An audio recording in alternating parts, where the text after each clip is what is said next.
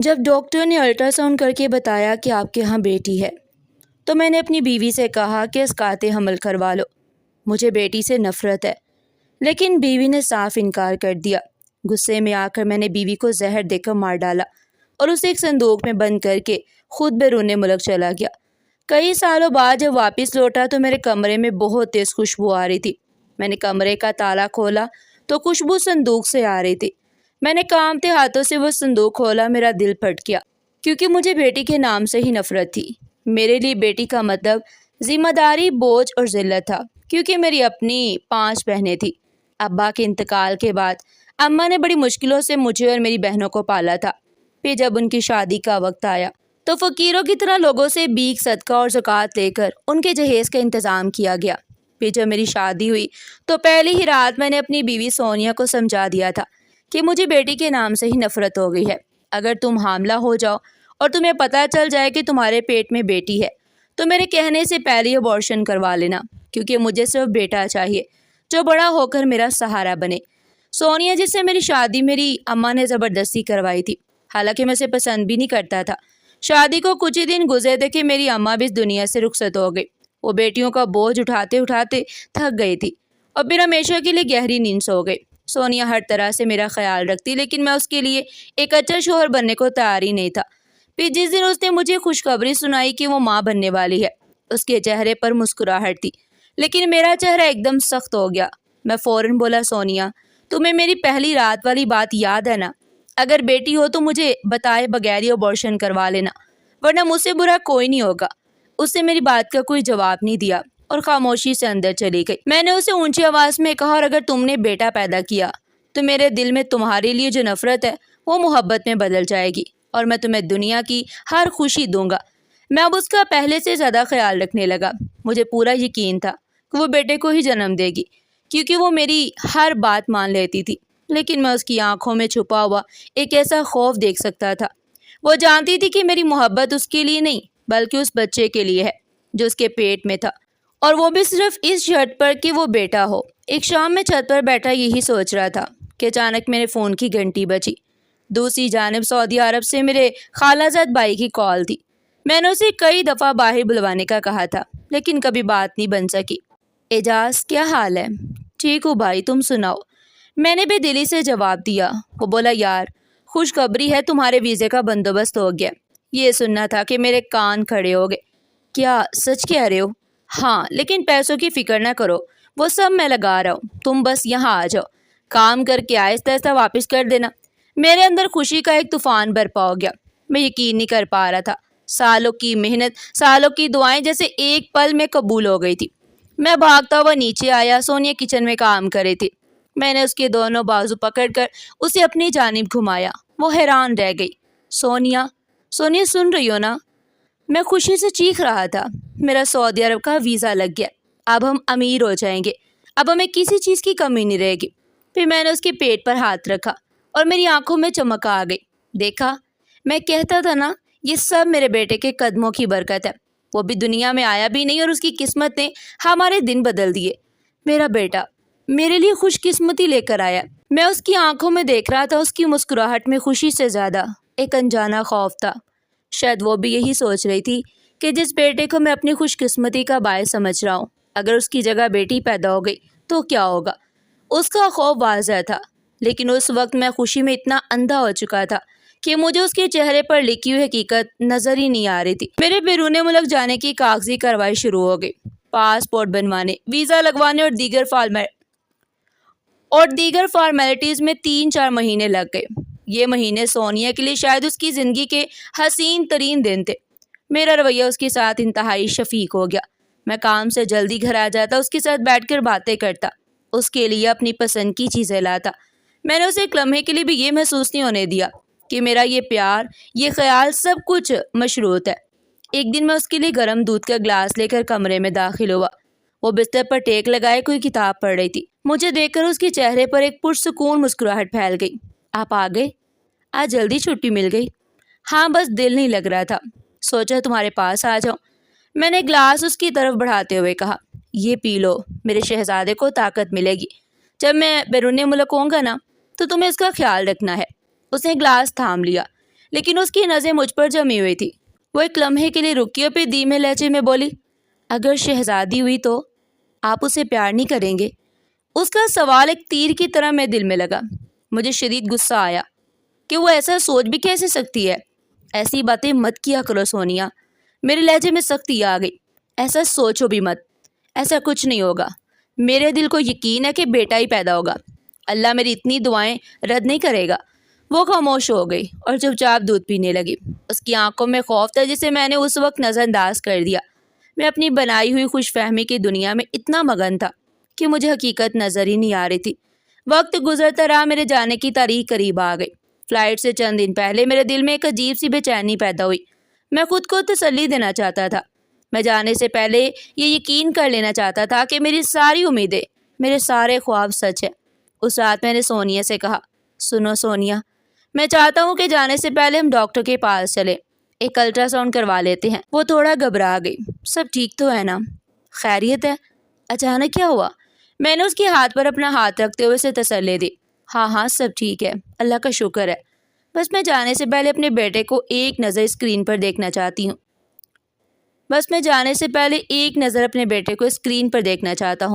دل کو سکون مل جائے گا۔ اپنے بیٹے کے لفظ پر میں نے خاص طور پر زور دیا۔ میری بات سن کر وہ مطمئن ہو گئی اور اگلے روز جانے کے لیے تیار ہو گئی۔ اگلے دن ہم کلینک میں بیٹھے تھے۔ میرا دل زور زور سے دھڑک رہا تھا، لیکن خوشی اور امید کے ساتھ سونیا کے چہرے پر بھی ایک الگ ہی چمک تھی۔ ہم ڈاکٹر کے کمرے میں انٹر ہوئے۔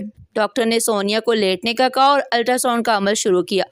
کمرے میں مشین کی باریک آواز گونج رہی تھی۔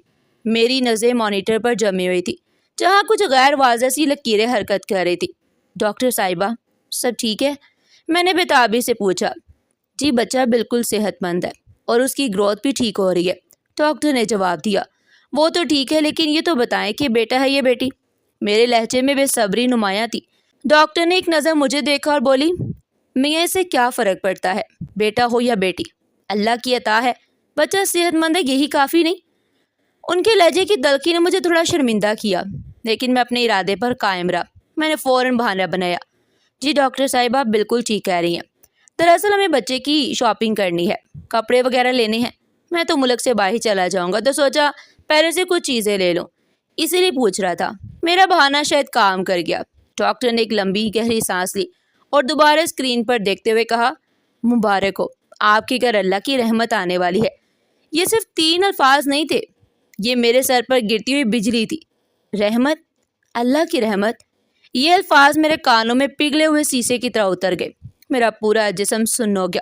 کلینک کی دیواریں مجھے اپنے اوپر گرتی ہوئی محسوس ہونے لگی۔ ڈاکٹر کی آواز، مشین کی آواز، سب کچھ دور ہوتا چلا گیا۔ مجھے لگا جیسے کسی نے میرے پیروں تلے سے زمین کھینچ لی ہو۔ میرے سارے خواب، میری ساری امیدیں ایک لمحے میں چکنا چور ہو گئی تھی۔ میری نظر سونیا کے چہرے پر پڑی تو وہاں ایک نورانی مسکراہٹ آ گئی۔ اس کی آنکھوں میں خوشی کے آنسو آ گئے۔ اس نے کانپتے ہوئے ہونٹوں سے کہا، الحمدللہ، میری بیٹی آئے گی۔ اس نے میری جانب دیکھا۔ شاید وہ اپنی خوشی میں مجھے شریک کرنا چاہتی تھی، لیکن میرے چہرے پر موت جیسی ویرانی دیکھ کر اس کی مسکراہٹ بھی وہیں جم گئی۔ واپسی کا راستہ ایک قیامت تھا۔ رکشے میں ہم دونوں خاموش تھے۔ سونیا بار بار کچھ کہنے کے لیے لب کھولتی مگر میری جانب دیکھ کر چپ ہو جاتی۔ میرا دماغ معاف ہو چکا تھا۔ مجھے وہ سعودی عرب کا ویزا، وہ نوکری، وہ پیسہ، سب کچھ ایک لعنت لگ رہا تھا۔ ایک اور بوجھ، ایک اور ذمہ داری، وہی قرض، وہی فکریں، وہی ذلت، سب کچھ ایک فلم کی طرح میری آنکھوں کے سامنے گھوم گیا۔ گھر کے دروازے پر رکشہ رکا۔ میں کرایہ دے کر تیزی سے اترا اور دروازہ کھول کر اندر چلا گیا۔ میں نے پلٹ کر بھی نہیں دیکھا کہ وہ کیسے رکشے سے اتری۔ میں نے اسے وہیں باہر چھوڑ دیا، بالکل اسی طرح جیسے میں نے اس کی بیٹی کو اس کے پیدا ہونے سے پہلے ہی اپنے دل سے نکال کر باہر پھینک دیا۔ گھر میں داخل ہوتے ہی سونیا دوڑ کر میرے پاس آئی۔ اس کی آنکھیں رو رو کر سوجی ہوئی تھی۔ اس نے میرا ہاتھ پکڑنے کی کوشش کی۔ سنیے، آپ کہاں چلے گئے تھے؟ میں بہت ڈر گئی تھی۔ اس کی آواز میں کپکپاہٹ تھی۔ میں نے نفرت سے اپنا ہاتھ چھڑوایا۔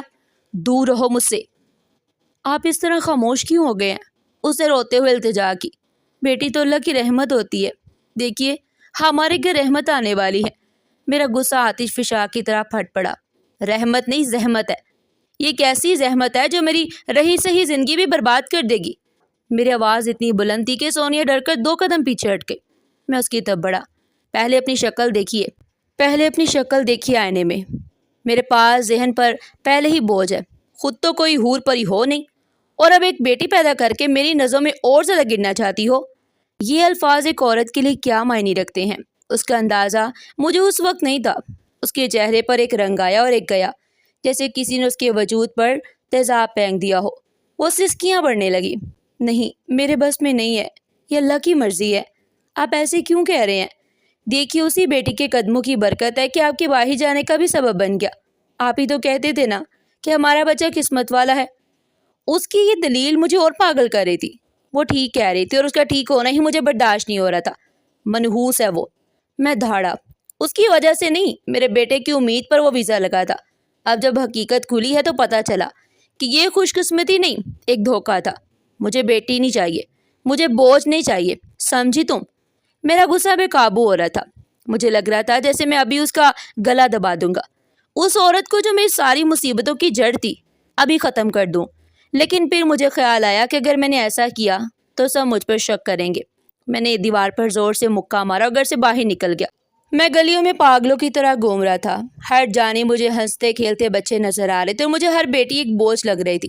مجھے اپنا بچپن یاد آ گیا، اپنی بہنوں کی شادیاں، قرض کا بوجھ، اماں کی پریشانی، سب کچھ میری آنکھوں کے سامنے گھومنے لگا۔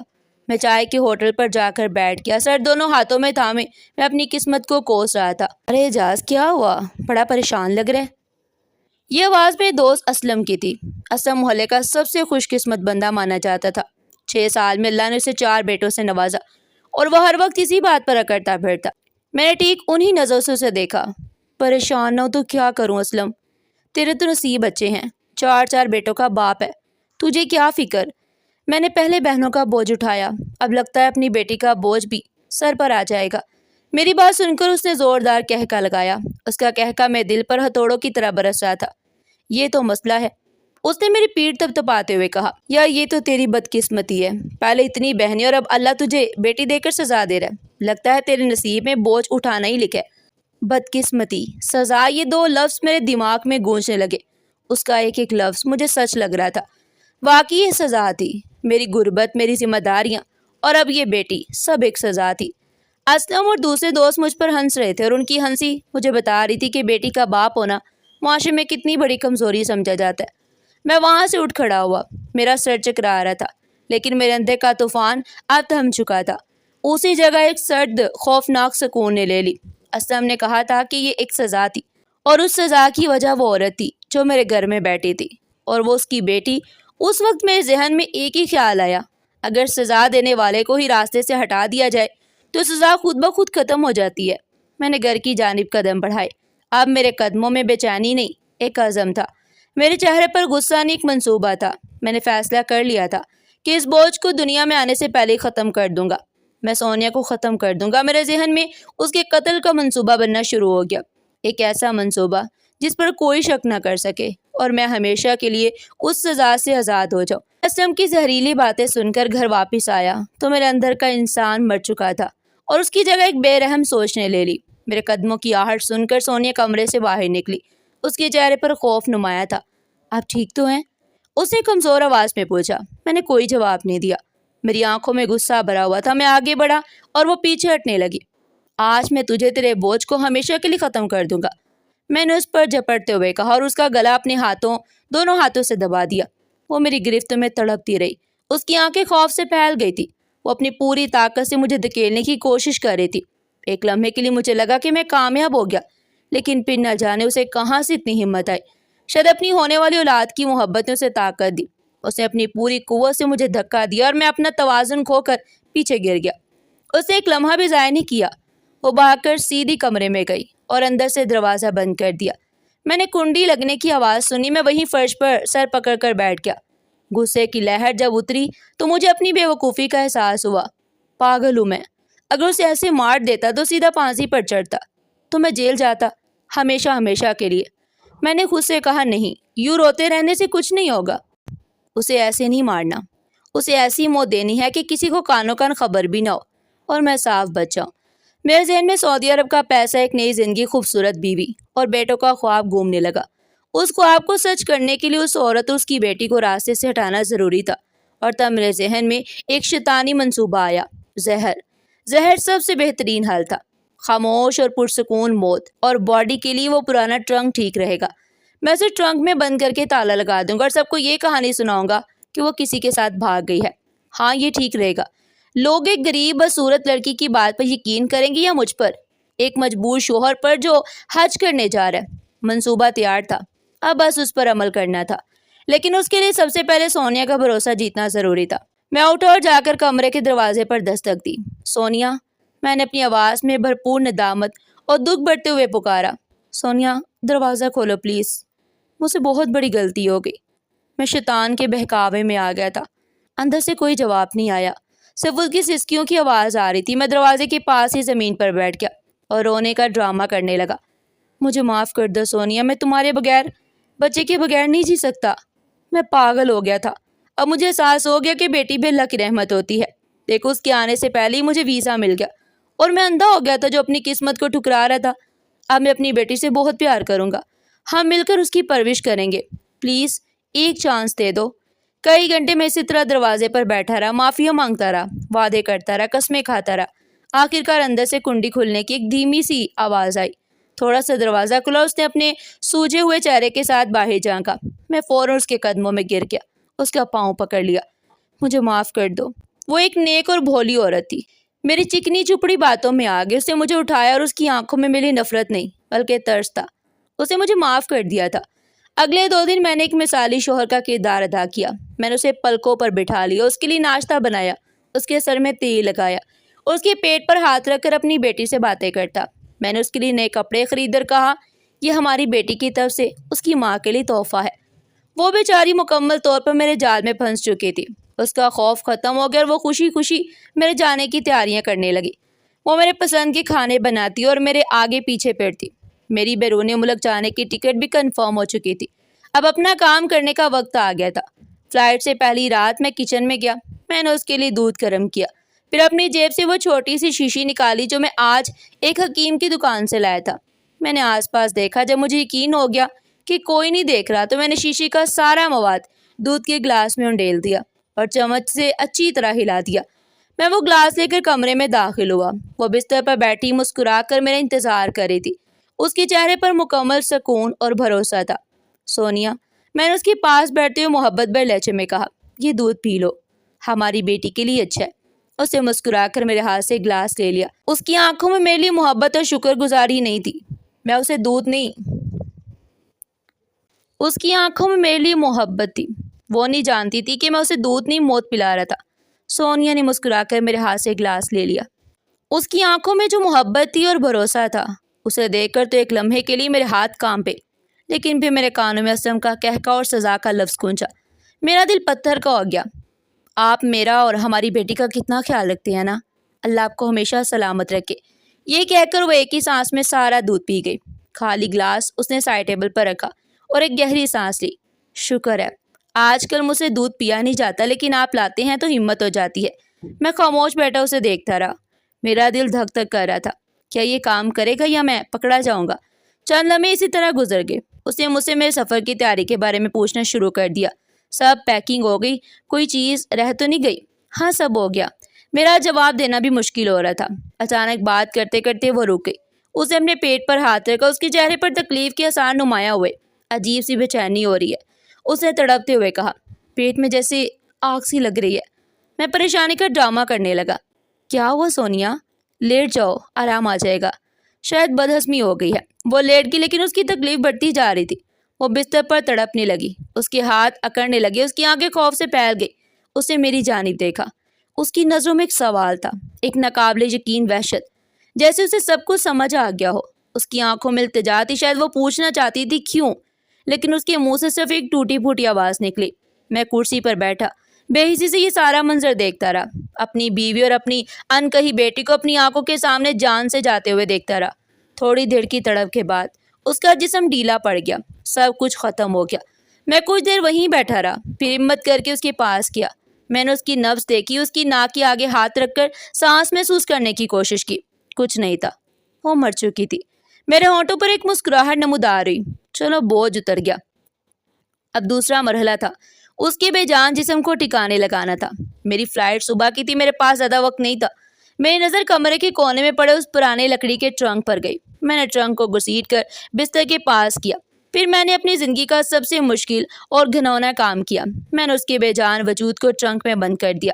ٹرنک بند کرتے ہوئے ایک دل خراش آواز آئی اور پھر میں نے اس پر تالا لگا دیا۔ اب وقت تھا اپنی معصومیت کا ڈرامہ رچانے کا۔ میں نے کمرے میں 2-4 چیزیں الٹ پلٹ کر دی تاکہ لگے کہ کوئی لڑائی ہوئی ہے۔